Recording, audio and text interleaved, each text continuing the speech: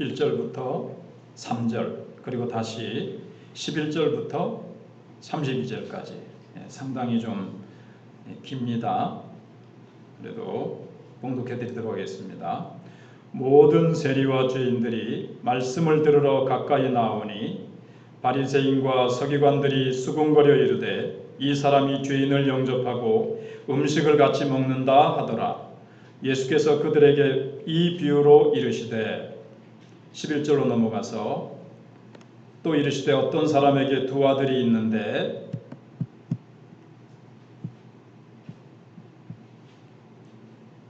그 둘째가 아버지에게 말하되 아버지여 제산 중에서 내게 돌아올 분깃을 내게 주소서 하는지라.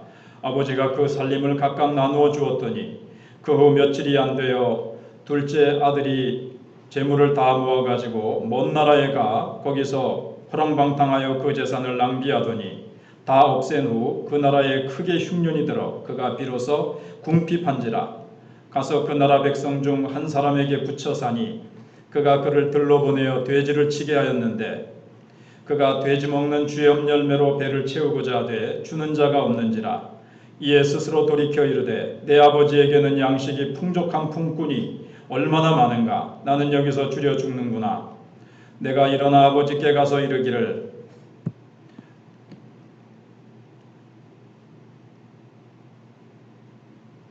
아버지 내가 하늘과 아버지께 죄를 지었사오니 지금부터는 아버지의 아들이라 일컬음을 감당하지 못하겠나이다. 나를 품꾼의 하나로 보소서 하리라 하고 이에 일어나서 아버지께로 돌아가니라. 아직도 거리가 먼데 아버지가 그를 보고 측은히 여겨 달려가 목을 안고 입을 맞추니 아들이 이르되 아버지 내가 하늘과 아버지께 죄를 지었사오니 지금부터는 아버지의 아들이라 일컬음을 감당하지 못하겠나이다 하나 아버지는 종들에게 이르되 제일 좋은 옷을 내어다가 입히고 손에 가락지를 끼우고 발에 신을 신기라. 그리고 살진 송아지를 끌어다가 잡으라. 우리가 먹고 즐기자. 이 내 아들은 죽었다가 다시 살아났으며 내가 잃었다가 다시 얻었노라 하니 그들이 즐거워하더라. 맏아들은 밭에 있다가 돌아와 집에 가까이 왔을 때에 풍악과 춤추는 소리를 듣고 한 종을 불러 이 무슨 일인가 물은데 대답하되 당신의 동생이 돌아왔음에 당신의 아버지가 건강한 그를 다시 맞아들이게 됨으로 인하여 살진 송아지를 잡았나이다 하니 그가 노하여 들어가고자 하지 아니하거늘 아버지가 나와서 고난데 아버지께 대답하여 이르되 내가 여러 해 아버지를 섬겨 명을 어김이 없거늘 내게는 염소 새끼라도 주어 나와 내 벗으로 즐기게 하신 일이 없더니 아버지의 살림을 장녀들과 함께 삼켜버린 이 아들이 돌아오매 이를 위하여 살진 송아지를 잡으셨나이다. 아버지가 이르되 예 너는 항상 나와 함께 있으니 내 것이 다 내 것이로되 이 내 동생은 죽었다가 살아났으며 내가 잃었다가 얻었기로 우리가 즐거워하고 기뻐하는 것이 마땅하다 하니라. 아멘. 네. 오늘 제목은 아버지의 기쁨입니다. 사실 제목은 아버지의 마음 처음에 이렇게 했다가 또 아버지의 고통 이렇게 했다가 결국에는 아버지의 기쁨 이렇게 했습니다. 세 가지가 다 맞죠. 아버지의 마음은 무엇인가? 기다리는 마음은 고통스러운 마음이고 돌아왔을 때는 기뻐하는 기쁨의 마음입니다. 미국에서 어느 아들이 아버지에게 반항을 하고 집이 싫어서 집을 나갔습니다. 그런데 이 아들은 오랜 세월을 지난 후에 다시 아버지가 그립고 집이 그리워서 집으로 아버지에게로 돌아오고 싶은데 과연 아버지가 나를 받아주실까? 이렇게 궁금했습니다. 그래서 확신이 없어서 편지를 우선 썼습니다. 아버지에게 편지를 쓰면서 아버지 제가 몇 날 며칠 집으로 돌아가겠습니다. 기차를 타고 제가 고향역을 이제 갈 건데 아버지 그 집에 큰 나무가 있는데 그 나무에 하얀 손수건 하나 탁 매달아서 매달아 주시면, 제가 그 손수건을 보면 매달아 주시면 아버지가 나를 돌아와도 좋다, 내가 너를 환영한다라는 표시로 알고 제가 기차역에서 내려서 아버지 품으로 가겠습니다. 하얀 손수건이 없으면 저는 그 고향역을 그냥 지나쳐 갈 것입니다. 그렇게 이제 편지를 썼어요. 그리고는 이제 그날이 되어서 기차를 타고 쭉 이제 갑니다. 아버지가 있는 자기가 자라난 고향 마을을 향해서 갑니다. 아들의 마음이 조금 긴장도 되고 초조해집니다. 마을이 가까웠습니다. 차마 자기가 이제 그 나무를 보기가 너무 긴장이 돼서 그 역에 있는 그 기차 칸에 타고 있는 사람들한테 이 사실을 알리고 나는 눈을 감고 있을 테니까 당신들이 저기 그 나무가 하나 있다 이렇게 설명을 하고 거기에 하얀 손수건이 걸려 있는지 좀 봐달라 그랬습니다. 기차가 역에 딱 도착했습니다. 도착하기 전에 이제 좀 보이는 거죠. 사람들이 와 환호성을 지르면서 눈을 떠서 보라고. 눈을 떠서 보니까 손수건이 걸려 있다는 거예요. 그래서 눈을 떠서 보라는데 하나만 딱 걸려 있는 것이 아니라 가지마다 온 가지마다 수백 개의 하얀 손수건이 걸려 있는 거예요. 자, 이것이 무엇입니까? 왜 그렇게 많이 달아놨을까요? 아버지는 혹시라도 한 개만 걸어놓으면 이게 아들이 혹시 못 보고 역을 지나칠까봐 나무 전체를 하얀 손수건으로 그렇게 달아놓은 겁니다. 이것이 바로 자식을 대하는 아버지의 부모의 심정입니다. 그래서 본문에서 중요한 것은 아버지의 마음을 통해서 죄인들이 돌아올 때 하나님 아버지께서 얼마나 기뻐하시는지를 이렇게 보여주는 것입니다. 사실 누가복음 15장에는 세 가지 잃어버린 비유가 나오죠. 맨 처음에는 잃어버린 양을 찾아 나서는 목자, 성자 예수님입니다. 양을 찾아서 골짜기마다 다니시면서 가시에 찔려서 피 흘리시면서 희생하면서 양을 찾아서 기쁨으로 어깨에 메고 돌아오는 하나님의 마음을 보여주고, 두 번째는 잃어버린 동정, 드라크마죠. 그걸 또 열심히 찾습니다. 등불을 켜고 여자가. 이건 또 보통 성령님께서 잃어버린 자를 찾는 그런 모습을 보여준다 그래요. 근데 절정은 무엇인가 하면 바로 잃어버린 아들을 이제 기다리는 아버지, 그리고 아들이 돌아왔을 때 기뻐하는 아버지. 공통점이 뭔가 하면 기쁨이에요. 양을 찾았을 때의 기쁨, 잃어버린 양을 찾았을 때의 기쁨, 잃어버린 드라크마를 찾았을 때의 기쁨, 잃어버린 아들이 돌아왔을 때의 기쁨입니다. 죄인이 돌아왔을 때, 죄인 하나가 돌아왔을 때 하나님은 얼마나 기뻐하시는지를 우리에게 보여주는 겁니다. 그런데 오늘 첫 번째로는 아버지를 떠난 아들의 회개가 나옵니다. 본문에 나오는 이 둘째 아들이 먼저 나오죠. 우리가 이건 뭐 연극도 많이 하고 교회를 좀 다니신 분들은 어릴 때 주일학교 때부터 들어서 잘 알고 있어요. 아버지가 죽기도 전에 둘째 아들은 유산을 내놓으라고 합니다. 원래 그런 태도를 가지면 그건 그 지방에서는 어떻게 보면 맞아 죽을 일이에요. 아버지 빨리 돌아가시라는 그런 뜻이거든요. 아버지가 죽기 전에 유산을 나누어 달라고 해가지고 빼앗다시피 해가지고 아버지를 떠나서 멀리 타국으로 가버립니다. 그래서 또 이르시되 어떤 사람에게 두 아들이 있는데 그랬어요. 두 아들이 있다는 것을 예수님이 상상으로, 또 그 당시에 혹시 그런 일이 있었을지도 모르겠어요. 그러나 이것은 일단 비유입니다.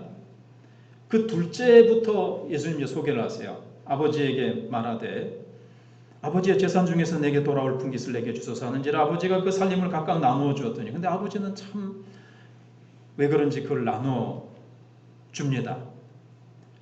그 후 며칠이 안 돼요. 둘째 아들이 재물을 다 모아가지고 뭐 땅도 팔고 뭐 집도 팔고 뭐 다 이렇게 정리를 해가지고 먼 나라에 가 거기서 허랑방탕하여 재산을 낭비하더니 그랬습니다. 기독교에서 근데 이제 우리가 잘 아는 대로 다 없앤 후에 그 나라에 이제 크게 흉년이 들어서 그가 비로소 궁핍한지라 가서 그 나라의 백성 중 한 사람에게 붙여사니 그가 그를 들로 보내어 돼지를 치게 하였는데 그가 돼지 먹는 지엽 열매로 배를 채우고자 하되 주는 자가 없는지라 그랬습니다. 자, 아들은 돈을 다 탕진하고 다른 사람 밑에서, 사실 이것은 돈을 받는 것도 아니야. 그 사람에게 붙여 사니 그랬거든요. 예, 붙여 사니. 너무 뭐 어려운 상황이라서 일꾼으로 써준 사람도 없으니까 내가 그냥 이 집에 그냥 붙어 있게만 해주세요. 그래서 그랬더니 그냥 막 돼지가 먹는 사료, 돼지 먹이라도 좀 어떻게 얻어먹을까 하고 그 일을 했는데 그마저 쥐염 열매를 주는 사람도 없는 거예요. 그 정도로 이제 비참하게 됐습니다. 근데 이제 여기서 중요한 것은 이 아들이 생각을 하게 되었다는 거죠. 그 생각이 뭐냐면, 첫째로 아들은 아버지 집에는 모든 것이 풍족하다는 것을 이제 생각을 했습니다. 이에 스스로 돌이켜 이르되, 이게 이제 돌이켜서 자기 마음속으로 자기가 하는 말이니까 이제 생각이죠. 인간에게 있는 이 다른 피조물에게 없는 특별한 능력이 뭔가 하면 자기를 객관적으로 생각할 수 있는 거예요. 자기 밖에서 나를 이렇게 볼 수 있는, 객관적으로 생각할 수 있는 능력은 인간밖에 없어요. 그래서 이제 스스로 이제 생각하기를, 내 아버지 집에는 양식이 풍족한 품꾼이 얼마나 많은가. 근데 나는 여기서 줄여 죽는구나. 아버지 집에는 양식이 풍족하고 많은 품꾼들이 있다는 거예요. 근데 그 품꾼들 중에는 굉장히 많은데 한 사람도 굶어 죽는 사람이 없다는 거예요. 근데 아들은 자기가 아버지 집을 떠나와서 자기 멋대로 마음대로 이제 즐기면서 아버지 간섭 없이 재미있게 인생을 즐기면서 살 줄 알았는데 결국에는 아버지 집에 있는 품꾼들보다도 비참한 신세가 된 거예요. 사실 작은 아들이 그 먼 나라에 갔는데 거기에 기근이 찾아온 거죠. 왔잖아요. 그래서 그것도 사실은 생각해보면 하나님 은혜예요. 기근이 들지 않았더라면 이 아들은 아버지께로 돌아오는데 더 많은 시간이 걸렸든지 돌아오지 못했을지도 몰라요. 기근이 찾아온 바람에 그가 어떻게 보면 재산을 다 탕진하는 바람에 그는 자신의 비참함과 궁핍함 속에서 자신의 죄를 이제 깨닫게 된 거죠. 이게 은혜입니다. 사실 우리 스스로는 회개할 수 없어요. 우리 마음속에 성령이 임하실 때 가장 먼저 나타나는 현상이 뭔지 아세요? 내가 얼마나 하나님 앞에서 비참하고 병든 모습인가를 발견하게 되는 거예요. 돌아보시면 그렇지 않은 상황에 있는 분도 계시겠지만 저 같은 경우에도 어떻게 예수를 믿게 됐습니까? 친구들이 어릴 때부터 교회 가자, 예수 믿자 그렇게 해도 콧방귀 끼면서 또 하나님도 안 믿어지고 그래서 안 믿었습니다. 근데 어느 날 내 자신이 비참한 상황 속에 이르는 거예요. 근데 여러분, 비참한 상황이 이른다고 해서 다 예수 믿는 건 아니에요. 그죠? 옆에서 보면 어려운 상황, 막다른 인생의 바닥을 칠 뿐만 아니라 바닥을 파가지고 지하로 내려가도 회개하지 않을 사람은 회개 안 해요. 근데 성령께서 자신의 비참함과 자신의 그 죄를 보게 하시죠. 그래서 이 아들은 자기가 떠나온 아버지 집이 얼마나 풍요로운가 하는 것을 생각했다는 거예요. 그리고 이제 두 번째는 아버지에게 행했던 것이 죄였다는 사실을 깨닫게 됩니다. 그래서 이렇게 결심을 합니다. 내가 일어나 아버지께 가서 이르기를, 아버지, 내가 하늘과 아버지께 죄를 지었사오니. 자, 이렇게 이제 깊은 죄의 뉘우침의 단계까지 이르게 됐습니다. 하늘과 아버지. 내가 아버지께만 죄를 지은 것이 아니라 하나님이 나에게 세워주신 그 아버지의 명을 어기고 아버지의 그 사랑의 품을 떠난 것, 그리고 아버지가 돌아가시기 전에 유산을 뺐다시피 해가지고 와가지고 이렇게 그 재산을 다 탕진하고, 나중에 보면 형이 그러잖아요. 장기와 함께 아버지의 재산을 먹어버린 이 못된 동생이라는 말을 보면 벌써 형은 소문을 통해서 들은 거죠. 장기와 함께 호랑방탕하게 죄악 가운데 재산을, 자신의 인생과 시간을 다 낭비했다는 것이 죄라는 것을 이제 깨달은 거예요. 그래서 하늘과 아버지께 죄를 지었습니다라고 회개하게 되었다는 거죠. 그전에는 하나님을 인정하지 않았어요. 하나님을 인정하지 않으니까 아버지도 무시하게 되는 거죠. 여러분, 하나님을 인정하지 않는 사람은요, 무슨 일이든지 할 수 있어요. 못할 일이 없어요. 지금 어느 나라에 푸모라는 사람도 와, 사람이 어떻게 저렇게까지 하노? 하지만 하나님 인정하지 않으면요, 어떤 일도, 어떤 생각도, 어떤 일도 할 수 있는 거죠.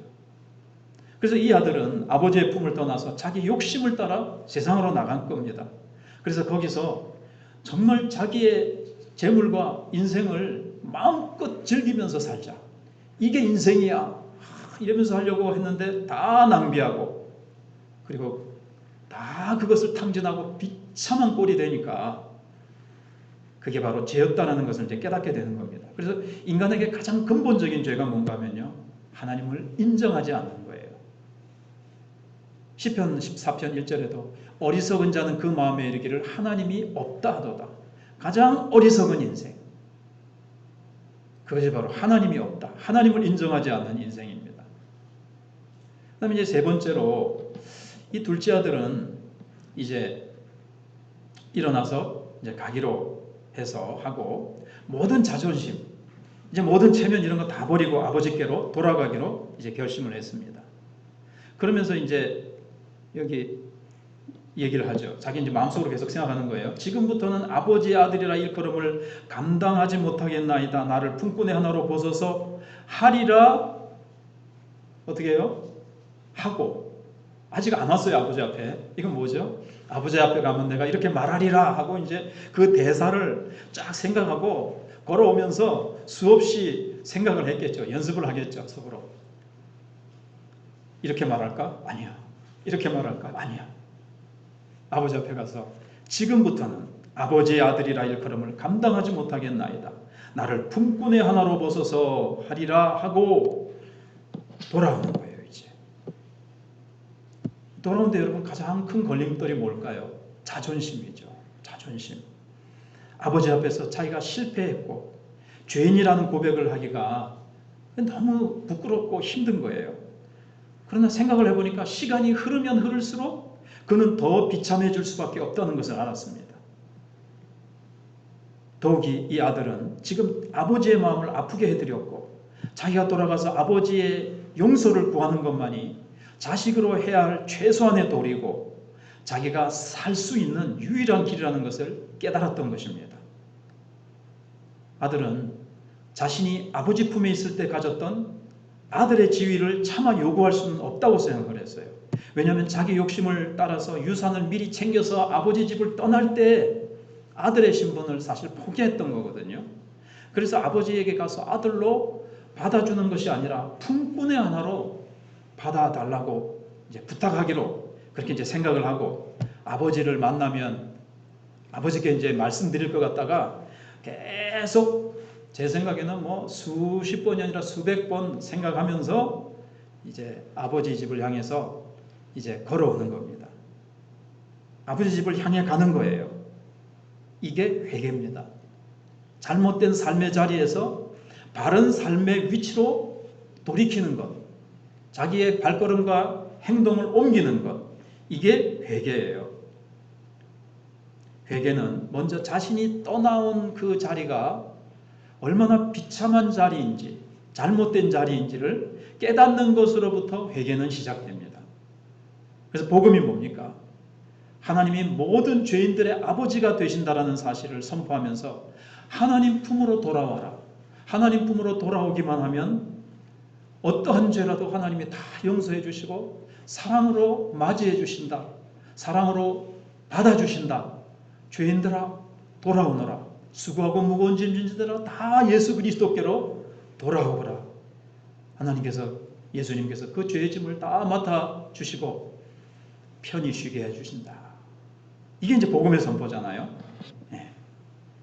그럼 이제 두 번째는 기다리는 아버지, 기뻐하는 아버지를 이제 볼 수가 있습니다.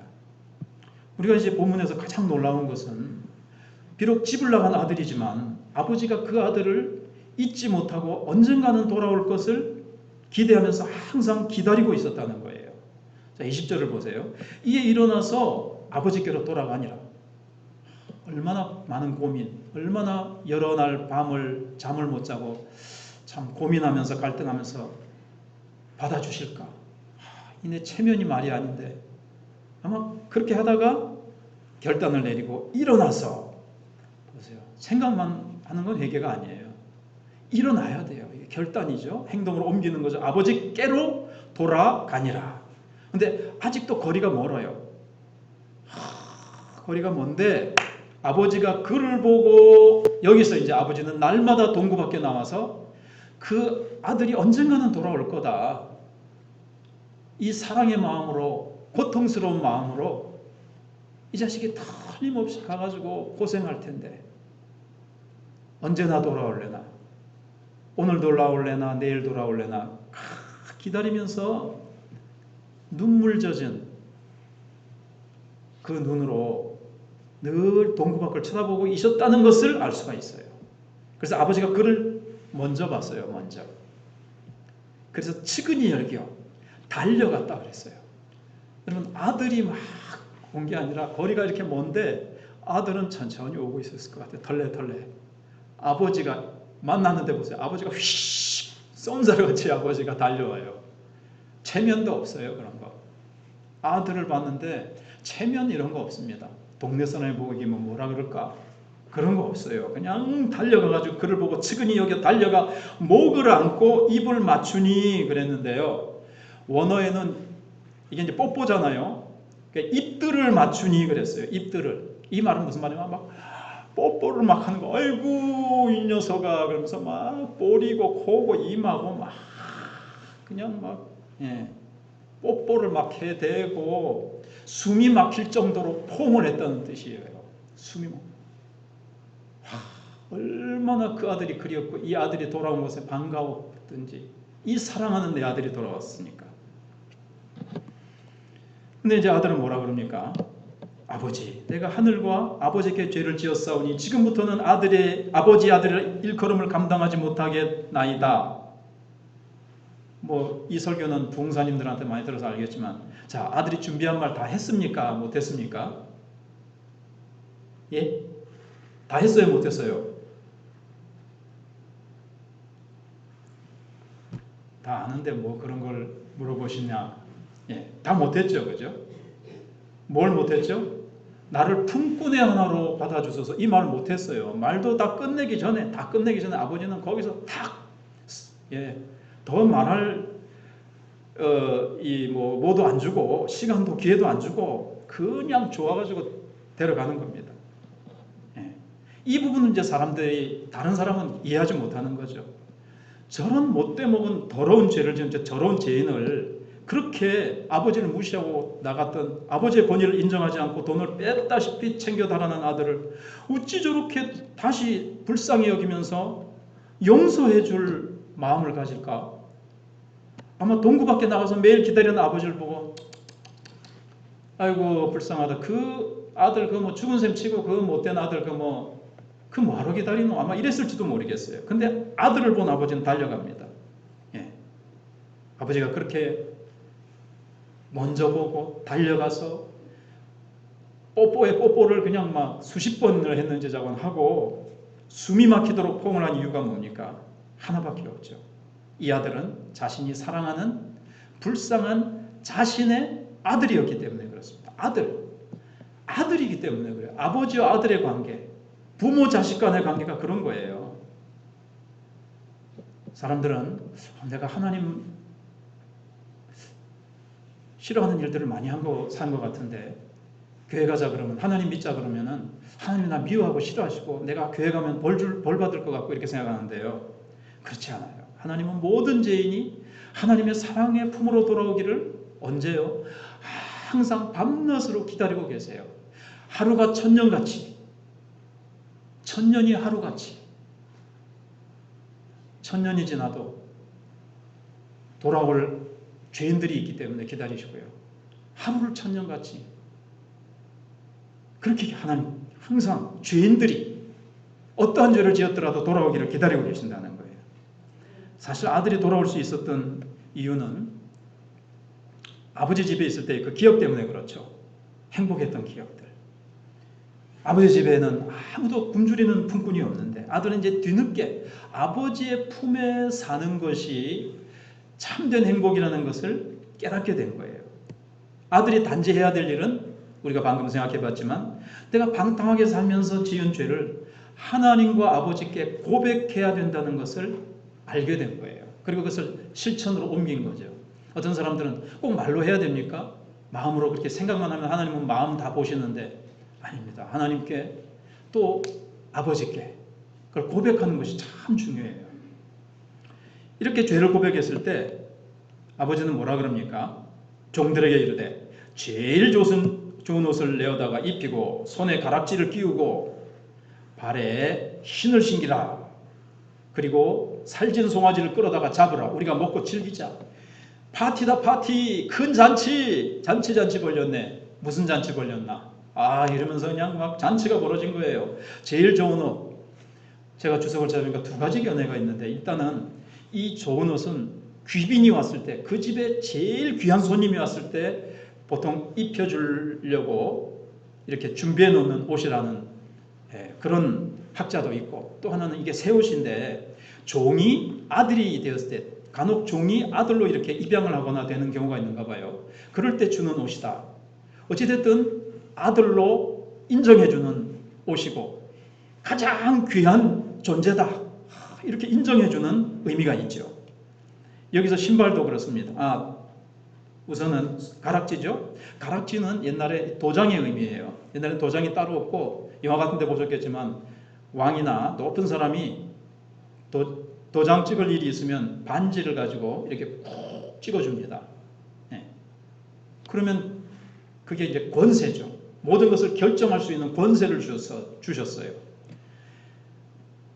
옛날에는 아버지하고 아들하고 권세가 같아요. 그래서 아버지는 항상 아들하고 의논을 해서 어떤 일을 결정을 합니다. 그러니까는 이게 아들의 권세죠. 그리고 신을 신기라. 옛날에 종들은 노예들은 신을 못 신었어요. 항상 맨발로 그냥 다녔습니다.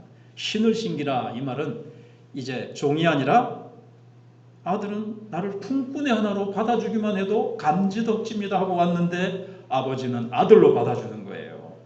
아들로 온전히 회복시켜주는 거예요. 아들인데요. 그리고 살찐 송아지를 끌어다가 잡으라. 송아지, 살찐 송아지, 삐쩍 마른 송아지가 아니고 살찐 송아지. 왜냐하면 송아지 고기는 부드럽거든요. 귀한 거예요. 그걸 잡으라. 우리가 먹고 즐기자. 그랬습니다. 그래서 사실 아들은 자신을 종으로 받아달라는 말을 마음속으로 준비했지만 실제로는 못했습니다. 종이 되겠다고 자원하려고 했는데 아버지는 그 말을 또 다 듣기 전에 돌아온 것만 해도 그냥 고백한 그 앞에 말 듣고 그냥 지위를 다 회복시켜 주셨어요. 지난날의 잘못을 네 들어왔어. 네 들어왔네. 아이고 그래도 집이라고 찾아왔네. 네 한번 일로 와봐라. 앉아봐라. 하고 자초지종을 따지고 벌을 주거나 네 3년 동안은 어찌한다가 아니고 나가. 네 집 나갈 때는 언제고 나가. 쫓은 게 아니고 조금도 부족함이 없이 아들의 특권을 완전히 회복시켜주고 그렇게 사랑으로 받아주고 이게 하나님 아버지의 마음이라는 거예요. 어떤 죄인이든지 회개하고 아버지 하나님 품으로 돌아오기만 하면 하나님은 예수 피로 다 그 죄 씻어 주시고 우리를 받아주시는 하나님 아버지의 마음, 그걸 이제 보여주는 겁니다. 아들은 자기가 죄를 지었기 때문에 자식이라고 다시 불림을 받을 자격이 없다고 생각했지만 아버지의 마음속에는 늘 집을 나간 아들이 자신의 사랑하는 아들이에요. 사랑하는 아들. 괘씸하다. 돌아오기만 해봐라. 내가 아들로는 못하고 그냥 품꾼의 하나 정도로 할까가 아니라 늘 내 사랑하는 아들. 내 사랑하는 아들. 밥이나 굶지 않을까. 그놈 자식이 어쩌면 그 재산 다 탕진하고 고생할지 모르는데 타국에 가서 사기꾼 만나서 그 다 떼이고 고생하지 않을까. 별의별 생각을 다 했겠죠. 아버지가 이 아들을 이렇게 기뻐한 이유가 뭐냐면요. 나중에 보면 나오지만 24절에 이 내 아들은 죽었다가 다시 살아났으며 잃어버린 사실 아들이에요. 사실 떠났을 때 어떻게 보면 마음속으로는 이제 죽은 것이나 마찬가지죠. 그 아들이 없어졌으니까 참 죽은 것으로 생각을 했고 잃었다고 생각했는데 다시 얻었어요. 그 때 줄 때 이제 아들이 나가서 이제 다시 안 돌아올 줄 알았을 수도 있겠죠. 물론 이제 언젠가는 돌아올지 모른다 해서 기다렸지만 어찌됐든 죽었고 잃어버린 것이나 마찬가지였는데 다시 찾았고 다시 살아났다는 거예요. 내가 잃었다가 다시 얻었노라. 그들이 즐거워하더라. 이 기쁨, 아버지의 이 마음, 아버지의 기쁨을 알아야 돼요. 우리도 이제 스스로 고백해야 될 것이 있는데요. 나는 예수 믿을 때 한 번 죽었고 내 모든 죄가 십자가 위에서 해결됐다는 사실이에요. 그래서 어느 누구도 나를 이제 죄로 책잡을 것이 없어요. 지금 그래서 우리는 하나님 자녀의 권세가 있습니다. 그래서 우리가 무엇인지 기도하면 응답받고 우리의 신분은 죄의 종이 아니라 자유인이고 천지를 지으신 하나님 아버지의 아들, 딸들이에요. 근데 오늘 사실 앞에서 제가 많은 설명을 드렸지만 두 번째 2부가 있어요. 이게 예수님이 이제 비유를 드셨잖아요. 잃어버린 아들. 근데 1부와 2부가 있다고 보셔야 돼요. 1부는 집을 나간 둘째 아들이 돌아오는 데에서 아버지의 고통이 있었고 기쁨이 있었잖아요. 2부에서는 누가 나타납니까? 큰아들이 나타나요. 이 아버지에게는 아까 처음에 두 아들이 있었다 그랬죠. 2부 순서에 등장하는 아들, 짜잔, 둘째 아들이 아니라 이제 큰아들이 있었다는 거죠. 맏아들이 있습니다. 성경에 맏아들, 큰아들. 예수님이 진짜 포커스를 맞추려고 했던 사람은 물론 둘째 아들도 있지만 그걸 통해서 그것도 있어요. 근데 2부에서 이 맏아들에 대해서도 예수님은 하실 말씀이 있었던 겁니다. 근데 보세요. 맏아들은 동생이 돌아온 거 우리 다 알고 있지만 마땅히 기뻐했어요? 못마땅히 여겼습니까? 못마땅하게 여겼어요. 그런데 아버지가 대대적으로 이 못돼 먹은 동생을 환영하는 것을 보면서 정말 분노가 막 일어난 거예요. 자, 이걸 보면요. 이게 1절, 2절, 3절을 했는데 내가 집어넣었는데 없어졌네. 근데 1절 넣었다고 생각했는데 안 넣는가 봐요. 근데 잠깐만. 안 넣네. 내가 여기는 넣는데 잠깐만. 그러면 이제 주보에 보시든지 성경을 펴놓은 걸 보시면요. 주보 오후 예배 밑에 보시면 뭐가 있죠? 모든 세리와 죄인들이 말씀을 들으러 가까이 나오니 바리새인과 서기관들이 수군거려 이르되 이 사람이 죄인을 영접하고 음식을 같이 먹는다 하더라. 예수께서 그들에게 이 비유로 이르시되 그들이 누굽니까? 2절에 바리새인과 서기관들을 얘기하는 거예요.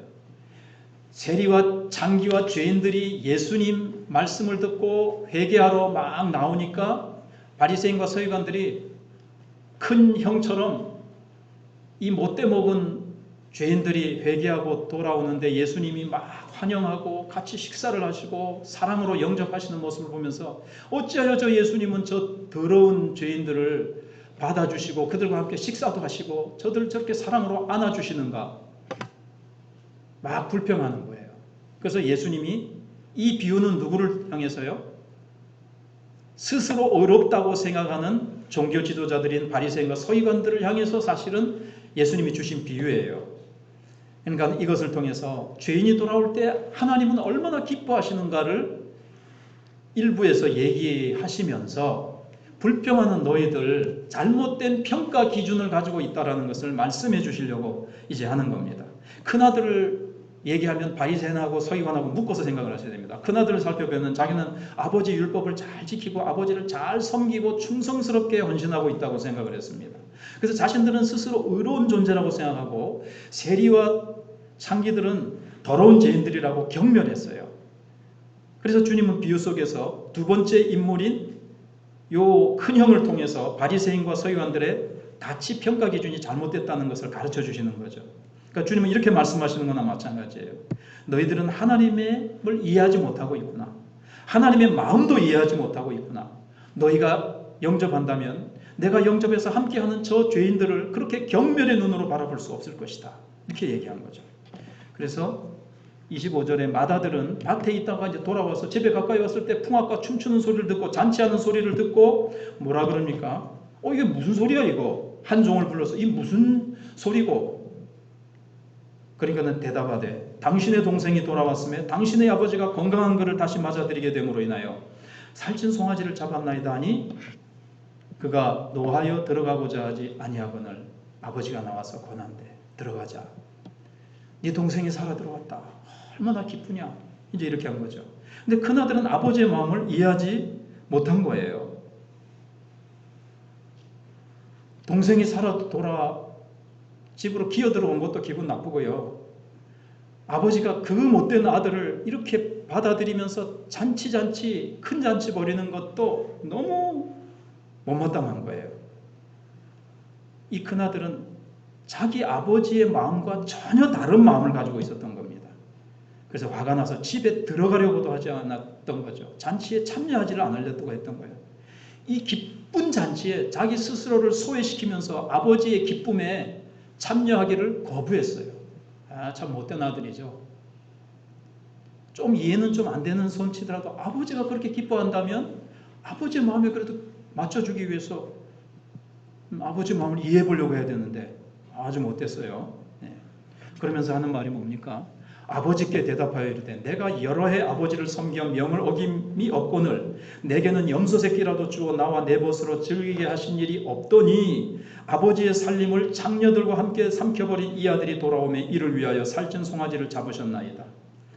여기 보면 아까도 말씀드린 대로 자기 동생이 어떤 형편에 빠져 있는지 지금 다 들은 거예요. 그러면 아버지가 그렇게 고통스러워하면 형이 찾아 나서야죠 좀. 근데 그런 것도 없어요. 못돼 먹은 녀석 고생 실컷 해봐라.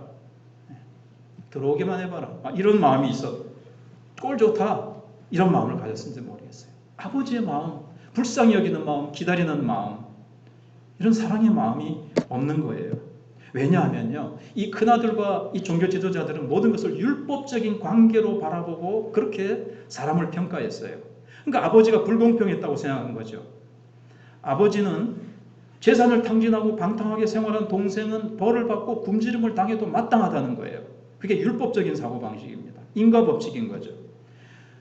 그런데 말씀에 순종해서 착하게 살아온 자기에게는 염소 새끼 한 마리 잡아주지 않던 아버지가, 그렇게 이기적이고 인색하던 아버지가 죄를 짓고 돌아온 이 더러운 아들은 환대하고 송아지까지 잡아주시는 것은 이건 의로운 일이 아니다. 공평한 일이 아니다. 이렇게 생각을 한 거예요.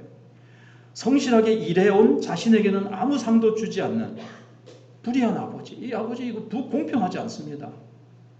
나한테 대한 거하고 동생에게 대한 거하고 이거 맞지 않습니다. 의롭지 않습니다. 이렇게 생각한 거죠.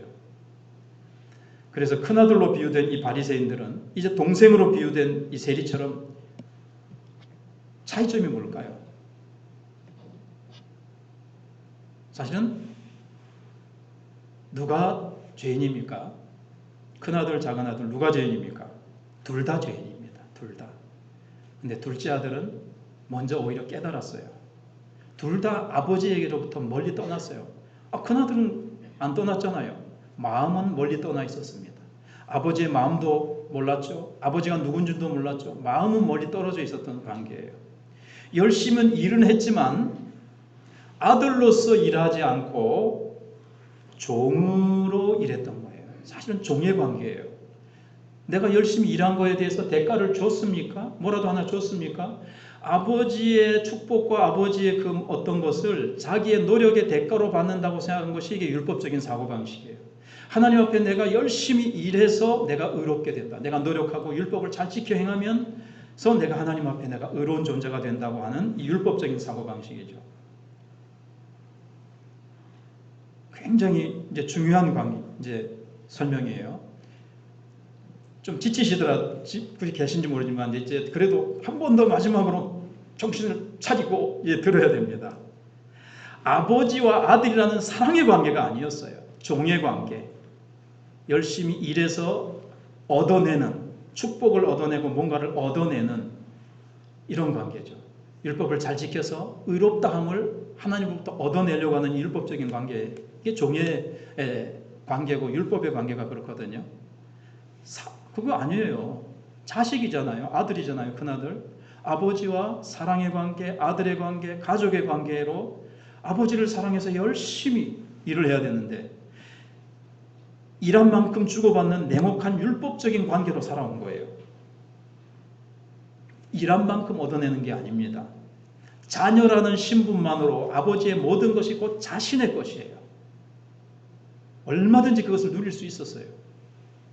아버지가 뭐 말렸습니까? 송아지를 잡아먹던 큰 암소 5마리를 잡아먹었고 그 뭐라 그러죠? 예. 그 고기 구워 먹는 그 파티 그 뭐라 그러나 한 게 있던데 예. 그거를 해도 뭐 다 자기 거예요. 근데 그게 어떻게 주어지는 거죠? 아버지의 모든 것을 다 누릴 수 있는 특권과 지위와 신분과 권한이 있었어요. 왜요? 아들이니까. 이게 뭐죠? 은혜죠. 뭘 해서 얻어내는 게 아니라 은혜로 자기는 하나님 아버지의 아들이고 아버지와 함께 늘 있는 아들이기 때문에 은혜예요. 우리가 하나님 나라를요. 은혜로 하나님 자녀가 어떻게 됐죠? 은혜로 하나님의 자녀가 됐어요. 이제는 예수님 안에 있는 모든 축복이 하나님 나라의 모든 축복과 권세가 우리의 것이 되었고 누릴 수 있게 됐습니다. 내가 무엇을 하는 만큼 주님이 겨우겨우 그때마다 이렇게 지불해 주시는 어떤 종의 관계, 율법의 관계가 아니에요. 그래서 아버지가 대답을 하죠. 예, 너는 항상 나와 함께 있으니 내 것이 다 내 것이로되. 이게 이제 사랑의 관계고 은혜의 관계죠. 다 내 것인데 이 내 동생은 죽었다가 살아났으며 내가 잃었다가 얻었기로 우리가 즐거워하고 기뻐하는 것이 마땅하다 아니라.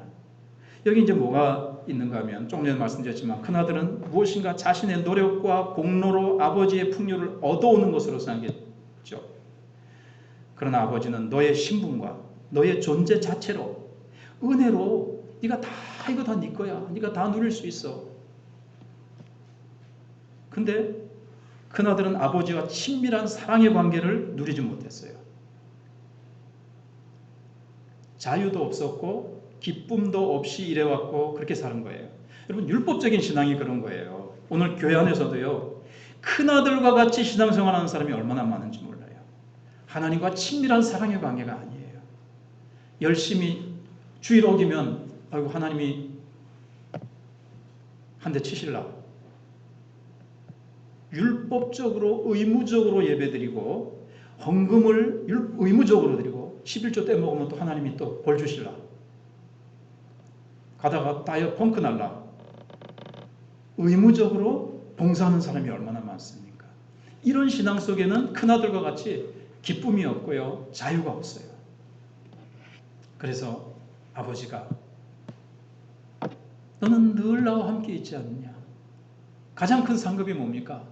우리가 하나님이 나와 함께 하시고 하나님이 나의 아버지시고 아버지 품에서 천국이 다 내가 유업으로 받게 되었고 이것이 이제 기쁜 거죠. 이것이 나의 축복이고 여러분 이게 율법으로 되어지는 게 아니고 내가 무슨 공로를 하고 내가 뭐 열심히 뭘 함으로 말미암아 얻어내는 것이 아니라 은혜로 예수 믿는 순간 천국이 우리의 것이 되었고 우리는 하나님의 자녀가 된 것이 내 공로로 된 것이 아니라 예수 공로로 되었기 때문에 하나님 은혜의 보좌 앞으로 나가서 당당하게 아버지 나 이거 도움이 필요해요. 아버지 나 도와주세요. 아버지 나 위로해 주세요.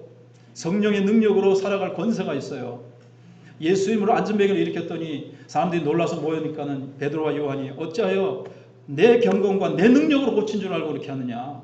예수 이름 권세로 고쳤지 않느냐. 우리는 예수 이름 권세로 승리하며 살아갈 수 있고 예수 이름으로 아버지께 기도해서 하늘의 보화 창고에 있는 것을 얼마든지 끌어다가 내게 능력 주시면서 내가 모든 것을 할 수 있느니라. 네. 빌립보서 4장 19절에서도 너희가 필요한 것을 예수 그리스도의 영광 가운데 하나님께서 풍성한 것으로 채우시리라. 풍성한 것으로 하늘의 보화를 채워주신대요. 자녀니까 한 것이 없는데요. 그런 관계가 아니라니까요. 은혜의 관계. 이걸 모르면 의무적으로 신앙생활하면서 마음이 팍팍하고 율법적으로 의무적으로 하면요, 예배도 이 즐거움이 아니라니까요. 의무적으로 와서 그냥 하면 오늘 예배 짧아야 될 텐데, 예배가 길면 짜증이 나는 거예요. 큰 아들처럼. 예배가 기쁘고 기도가 기쁘고 하나님 앞에 드리는 헌금이 의무입니까? 의무적인 부분이 있을지 몰라도 의무 이전에 나를 사랑하셔서 모든 것을 내어주신 예수님, 독생자까지 내어주신 하나님, 그 하나님에 대한 그 사랑의 관계 때문에 기쁨으로 드리고 기쁨으로 예배드리고 모든 것이 기쁘고, 그래서 그 아버지의 잔치에 참여하는 거죠. 잔치에 누가 먼저 참여했죠? 둘째 아들은 지금 참여하고 기쁨을 누리고 있는데 큰 아들은 참여하지 못했습니다. 그래서 예수님이 그런 말씀하셨죠. 천국에 누가 먼저 들어간다 그랬습니까? 바리새인들을 향해서 너희보다도 세리와 창기들이 먼저 하나님 나라에 들어가리라, 이렇게 이제 말씀하셨어요. 근데 이제 마지막으로 우리가 이제 생각해야 될 것은 잃어버린 영혼에 대한 겁니다. 잃어버린 영혼. 우리는 잃어버린 영혼에 대해서 얼마나 아버지 하나님의 마음을 알고 있습니까? 지금도 교회 바깥에 잃어버린 영혼들을 향해서 아버지는 또 잃어버린 아들, 아직도 주의 품으로 돌아와야 될 우리의 자녀, 부모, 형제들을 하나님은 얼마나 기다리고 계시는지 아버지의 마음을 알고, 우리만 이렇게 기쁨으로 예배드리는 데서 만족할 것이 아니라 저 교회 밖에 이 웅동지역에 하나님 없이 고통받고 있는 영혼들을 바라보면서 아버지의 눈에 고여있는 눈물이 내 눈에도 고이길 원해요. 여러분, 저는 진짜 마지막에 하나 있네요. 셋째 아들을 소개시키려고 합니다. 셋째 아들? 두 아들밖에 없다고 그랬잖아요. 예수님입니다. 예수님은 아버지의 마음을 알고 이 땅에 우리를 구원하시러 찾아오셨어요. 큰 아들은 찾아가지 않았어요. 근데 셋째 아들 예수님은 우리를 위해서 이 땅에 찾아오셨습니다. 우리를 구원하시기 위해서 아버지의 뜻을 따라서 그 쓰디쓴 십자가의 잔을 받으셔서 십자가 위에서 살과 살을 찢으시고 피를 흘려주시고 우리를 구원하시기 위해서, 우리를 아버지의 품으로 안겨드리기 위해서, 아버지 품으로 다시 되돌리기 위해서 예수님은 자신을 희생하셨습니다. 우리를 찾아오신 예수님의 그 사랑을 본받아서 우리도 예수님의 그 마음을 가지고, 아버지의 마음을 가지고 잃어버린 영혼들을 위해서 눈물로 기도하고 우리가 찾아가고 그들을 위해서 희생하면서 그들을 아버지께로 돌이키는 우리 마천교회가 되어야 되겠습니다. 우리 아버지의 그 기뻐하는 마음, 그 기뻐하는 마음 나와서 반주하시면 됩니다. 아버지의 그 기뻐하는 마음에 우리도 동참합시다. 율법적으로 신앙생활하기 때문에 기쁨이 없습니까? 의무적으로 예배드리십니까? 그러니까 신앙생활에 자유와 기쁨이 없고 주께로 돌아오게 하는 역사가 우리 교회에서 있어야 되지 않겠습니까? 아버지의 뜻을 따라서 죄인들이 회개로 돌아오는 탄생의 역사가 우리 교회에서 벌어질 때 죄인이 돌아오는 그 아버지의 기쁨에 우리가 동참하게 될 텐데, 아버지, 우리 교회가 정말 이 지역의 구원의 방주가 되고 우리가 죄인들을 회개하고 주께로 돌이키는 일에 귀하게 쓰임받음으로 말미암아 아버지께서 날마다 기뻐하시는 교회, 주일마다 잔치가 벌어지는 교회, 죄인이 회개하고 돌아오는 그 역사가 우리 교회에 주일마다 일어나서 하나님이 기뻐하시는 교회가 되게 해주시고 우리 자신이 되게 해주시옵소서. 기도하며 나가도록 하겠습니다. 그렇습니다. 아버지,